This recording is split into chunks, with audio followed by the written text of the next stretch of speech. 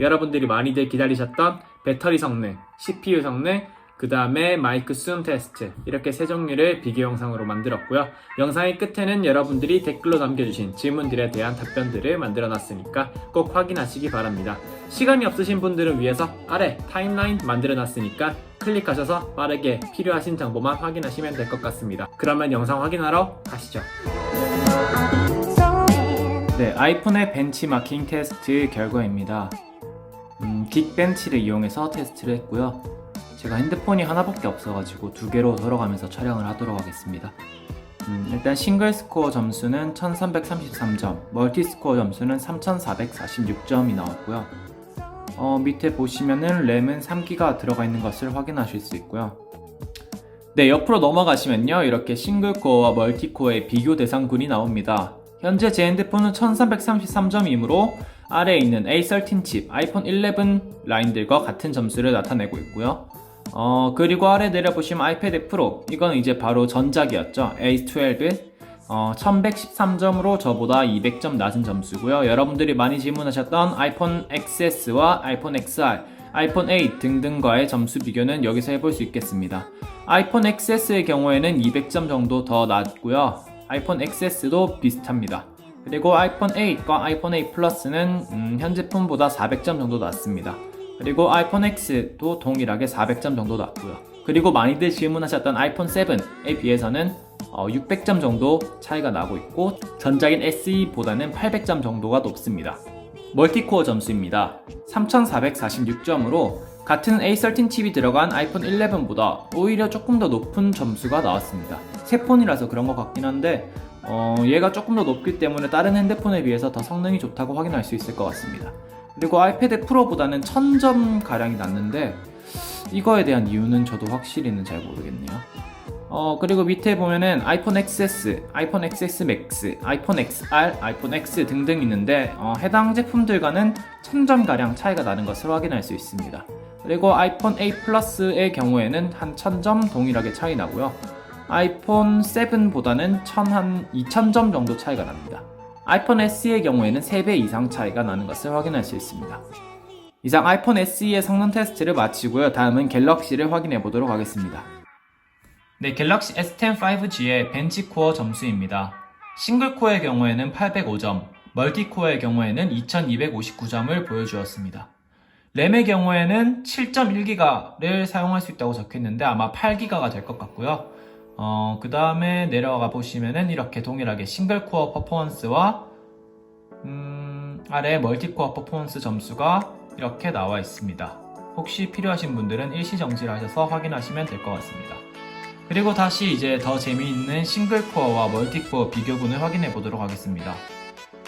싱글 코어의 경우에는 805점, 아이폰에 비해서 300점 이상 낮은 것을 확인할 수 있고요. 그리고 밑에 보면 갤럭시 S10 플러스, 원 플러스 등등 다른 핸드폰들이 나와 있습니다. 현재 핸드폰보다 높은 핸드폰은 등록이 안 되어 있는지 더 높은 핸드폰의 기록은 없습니다. 그리고 멀티코어로 넘어가면 이제 저보다 높은 등급을 확인할 수 있습니다. 2259점을 기록하고 있고, 아래에 내려보면은 원 플러스 경우에는 2688점, 프로 같은 경우에는 2673점, 샤오미 Mi9의 경우에는 2578점 등등으로 현재 제 핸드폰보다 더 높은 점수를 보여주고 있고요. 갤럭시 노트 10 플러스의 경우에도 한 300점 가량 차이가 나고 있습니다.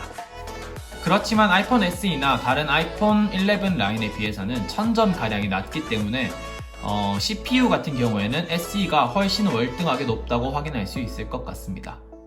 그러면 이상으로 CPU 테스트를 마치고요. 다음은 배터리 테스트 비교로 넘어가 보도록 하겠습니다. 가시죠. 네, 아이폰 SE의 배터리 테스트를 위해서 아이폰을 완충해서 가져왔고요. 유심은 들어가 있는 상태고 화면 밝기는 50%, 소리도 켜져 있는 상태고요. 블루투스와 와이파이 또한 켜져 있는 상태입니다. 배터리 테스트를 하기 위해서 이제 유튜브를 한번 켜볼 건데요.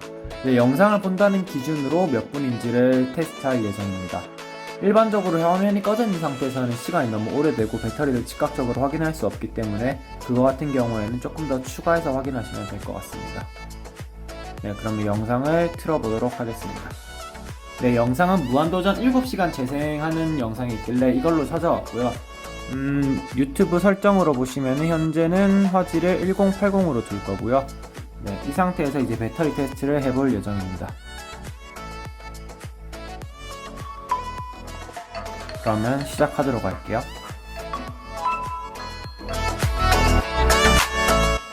네, 현재 영상은 11분 정도 시청한 상태고요. 여기서 배터리를 확인해 보면은 현재 3% 정도 소요된 것을 확인할 수 있습니다. 그럼 마저 영상 촬영 계속해 보겠습니다.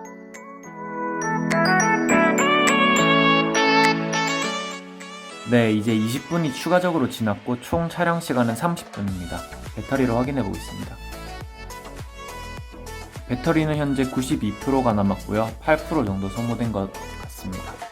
그러면은 10분에 한 3% 정도 기본적으로 소모되는 것 같습니다.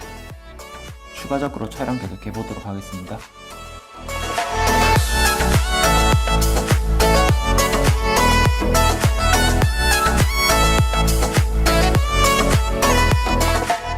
네, 이제 30분이 지났어요. 그래서 총 걸린 시간은 1시간 정도 영상을 계속 재생했고요.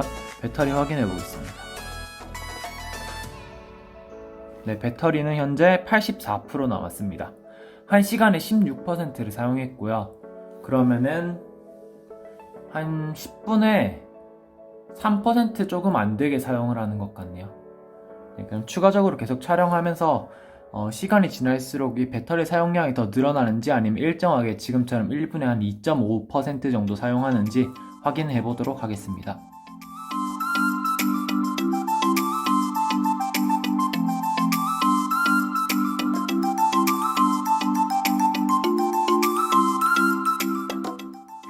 네, 이제 1시간 30분째 영상을 봤고요. 배터리는 76%가 남았습니다. 거의 2.5% 정도 10분에 그 정도씩 계속 사용하고 있네요. 그러면 마저 영상 보도록 하겠습니다.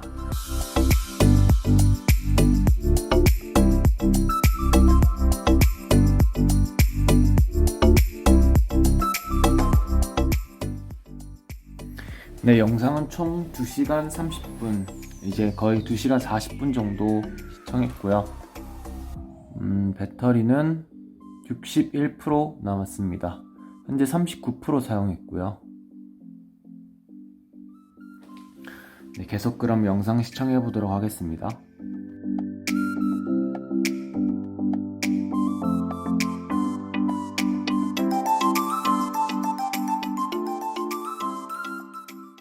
마이크를 테스트 중입니다.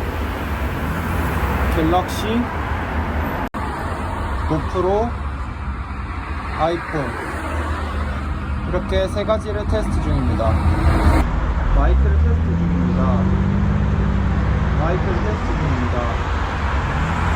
갤럭시, 고프로, 아이폰 이렇게 세 가지를 테스트 중입니다.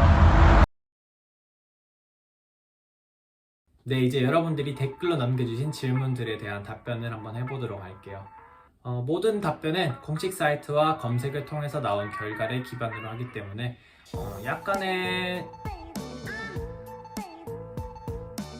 모든 답변은 공식 사이트와 검색을 기반으로 하기 때문에 틀린 내용이 있을 수도 있습니다. 혹시 틀린 내용이 있으면 아래에 댓글로 남겨주시면 제가 꼭 고정 댓글로 수정해서 올려두도록 하겠습니다. 그러면 시작해 보겠습니다. 첫 번째는 기기 외형에 관한 질문들입니다. 첫 번째, 블랙 색상이 완전 까만색인가요? 아니면 스페이스 그레이에 가까운 까만색인가요? 이거에 대한 질문은 되게 많았는데 완전 까만색도 아니고 스페이스 그레이 색깔도 아닙니다. 둘 중간 정도이고요. 유광의 블랙입니다. 이거에 관한 색상 비교는 제가 따로 영상을 마지막에 첨부해 두도록 하겠습니다. 아이폰 SE 사이즈 어떤가요? SE의 사이즈는 그냥 딱 마우스 정도 크기 되는 것 같아요. 한 손으로 잡으면 딱 적당한 크기? 근데 양손으로 사용하면 조금 작아요. 이제 저처럼 손이 큰 경우에는 타이핑할 때 조금 많이 불편할 수 있어요. 손이 너무 커버리면. 네, 다음은 디스플레이 관련 질문들입니다. 유튜브 화질 어떤가요? 1080 지원하나요? 화면 크기 불편하진 않은가요? 일단 1080 지원하는지에 대한 답변을 먼저 드리면은 지원하지 않습니다. 클릭은 할 수 있지만 1080으로 설정돼서 화소수가 나오지는 않아요. 720에서 1080 사이에서 이제 조정을 해서 나오기 때문에 1080으로 나오지는 않고요. 그런데 이제 이거는 아이폰 11 가장 낮은 모델 그리고 아이폰 XR 두 개 동일하게 1080은 지원하지 않습니다. 그 이유는 LCD가 들어가기 때문인데요. LCD가 들어가는 제품은 720까지밖에 지원을 하지 않습니다. 그래서 1080을 지원하지 않는데 대신에 화면이 작기 때문에 1080이어도 딱히 불편하다거나 뭐 화질이 딸린다거나 그런 느낌은 전혀 없습니다. 화면 크기에 대한 답변은 처음엔 좀 불편했어요. 처음에 이제 막 이렇게 아이패드 이렇게 큰 걸로 보다가 이제 진짜 작은 걸로 보니까 이게 와 이거 좀 깝깝한데 싶었는데 자꾸 쓰다 보니까 뭐 딱히 그렇게 크게 불편하진 않아요. 어차피 영상 오래 볼 때는 아이패드나 뭐 노트북이나 TV로 보니까 그렇게 오래 안 보니까 아이폰은 뭐 딱히 화면이 작아서 영상 보는데 불편한 것보다는 이제 가벼운 게 조금 더 이점이 크지 않나 라고 생각하고 있습니다. 주시율 60 어떤가요? 이거에 대한 답변도 별로 저는 딱히 모르겠어요. 딱히 뭐 60이든 120이든 100이든 저는 별 차이 잘 모르겠고요. 사실 실질적으로 뭐 이걸로 막 게임 막 배틀그라운드 이런 거 하시는 분들은 아니고서야 딱히 그렇게 문제되진 않을 것 같습니다. 분할화면이 되나요? 분할화면은 안 됩니다. 제가 알고 있는 선에서는. 혹시 하는 방법이 있을 수도 있겠지만 일단 제가 알아본 바는 분할화면은 불가능한 걸로 알고 있습니다. 네, 다음은 유심 관련 질문이에요. 듀얼심, e심이 뭔가요? 듀얼심 같은 경우에는 이렇게 두 종류로 나뉩니다. 유심을 두 개를 사용할 수 있다는 뜻인데 첫 번째, 물리적 유심이 이렇게 양면으로 들어가는 두 개가 들어가는 물리적 듀얼 유심. 그리고 두 번째는 지금 아이폰 SE가 두 번째에 해당하는데 e심과 물리심 이렇게 두 종류가 들어가는 듀얼심입니다. e심이 뭐냐고 물어보시는 분들이 많은데 e심 같은 경우에는 이제 저희가 일반적으로 넣어서 쓰는 유심이 아니라 기본적으로 핸드폰 내에 탑재되어 있는 유심이에요. 그런데 이게 한국에는 인프라가 구축 안 돼 있다 보니까 이제 한국에서는 사용 못 하는데 외국에는 e심이 되게 대중화되어 있습니다. 그래서 해외 여행 가실 때는 이제 한국의 물리심 그리고 외국의 e심 이렇게 두 종류를 사용하시면은 두 개의 유심을 사용하고 있기 때문에 한국에서의 문자나 전화를 받을 수 있고 그 다음에 외국의 유심으로 인터넷을 이용할 수 있으니까 되게 편하다고 생각합니다. 지금 제가 그렇게 사용하고 있고요. 삼성에서 쓰던 유심도 사이즈가 맞나요? 네, 물론입니다. 나노 유심이라면은 사이즈가 확실하게 맞습니다. 그리고 사이즈가 안 맞으면 통신사에 가면은 잘라주거나 나노심으로 바꿔주거나 둘 중에 하나 해줄 겁니다. 이제 구매 관련 질문인데요. 한국에서도 구매를 할 수 있나요? 에 대한 질문은 네, 이제 예약 판매를 하고 있는 거를 제가 확인했고요. 그런 거를 잘 가격 비교하셔서 제일 좋은 가격으로 구매하시면 좋을 것 같습니다. 그리고 휴대폰만 사면 개통은 아무 통신사에서 해도 상관없나요? 네, 상관없습니다. 제가 지금 그냥 유심만 꼽아서 사용하고 있는데 아무 문제 없고요. 사용 가능한 걸로 알고 있습니다. 다른 기종에서 넘어갈 만한가요? 되게 개인적일 텐데 저 같은 경우에는 만약에 아이폰 X부터 XR 뭐 이렇게 위로 모델이라면은 저는 안 넘어오는 것을 추천드립니다. XR의 경우에는 되게 개인만의 장점이 가벼운 거 하나밖에 없거든요. 굳이 싸다는 거는 이제 다른 거에 비해서 싸다는 거지 가격 자체가 싼 건 아니거든요. 요새 핸드폰이 너무 비싸져서 그에 비해 싸다라는 거지 60만원, 70만원 돈을 굳이 X에서 1로 넘어올 필요는 없다고 생각합니다. XR이나 얘나 사실상 기능 차이가 그렇게 많이 안 날 거예요. 뭐 아이폰 프로 맥스 막 프로 이런 거 쓰시는 분들 아니고서야 뭐 하드하게 핸드폰을 사용하진 않을 거기 때문에 SE 같은 경우에는 장점이 가벼운 거랑 가격이 싼 거 그리고 A13 칩 이렇게 했는데 A13 칩은 솔직히 저 같은 경우에는 배터리 효율이 좋을 거라고 생각한 거 그거 하나 말고는 딱히 뭐 게임을 하거나 이러질 않으니까 그렇게 효율이 있는지는 잘 모르겠습니다. 그래서 저 같은 경우에는 X 이상이라면 넘어오지 마시고요. 그 아래 뭐 7, 8이라면은 한 번쯤 넘어와 볼만 하다라고 생각합니다. 카메라 관련 질문입니다. 이제 광각 카메라가 지원되나요? 몇 배 줌까지 지원하나요? 라는 질문이 많았는데 광각 줌은 지원하지 않고요. 배율은 이제 디지털 줌 500까지 지원합니다. 공인인증서 관련 질문입니다. 공인인증서는 어떻게 쓰나요? 이건 제가 아이폰이 처음이라서 댓글에서 되게 잘못된 정보를 많이 드렸었는데 일단 결과적으로 말씀드리면 공인인증서 사용은 가능합니다. 사용하는 방법은 각 어플마다 공인인증서를 하나씩 다운받아야 되기 때문에 좀 번거로운 점이 있다라는 게 팩트인 것 같고요. 다만 오픈뱅킹이란 기능을 이용하시면 1금융권에서는 공인인증서 하나로 이렇게 돌려 쓸 수 있기 때문에 이걸 사용하시면 조금 더 편할 것 같습니다. 그리고 다음은 기타 질문들입니다. 실이 있나요? 네, 물론 있습니다. 이어폰 단자 있나요? 없습니다. 이어폰 단자는 라이트닝 충전기랑 합쳐져서 라이트닝 단자를 이용하셔야 됩니다. 케이스는 어디 거 쓰나요? 저는 아마존에서 구매했고 제테크라는 회사의 케이스를 사용하고 있는데 나쁘지 않은 것 같습니다. 아래에 링크로 달아드리겠습니다. 이건 잠금 화면에서 비밀번호 입력란이 일반 아이폰과 동일한가요? 이거는 제가 다른 아이폰을 안 써봐서 잘 모르겠지만 아이패드랑은 똑같습니다. 일반적인 아이패드랑 똑같고 사실 잠금화면 볼 일이 거의 없어요. 이렇게 지문을 이제 눌러서 바로 열어버리기 때문에 잠금화면 볼 일이 거의 없습니다. 네, 여기까지가 여러분들의 질문에 대한 답변이었고요. 혹시 더 추가적으로 궁금하신 게 있으면 아래 댓글 남겨주시면 제가 다 답변해 드리도록 하겠습니다. 그러면 다음 영상에서 뵙도록 하겠습니다. 시청해주셔서 감사합니다.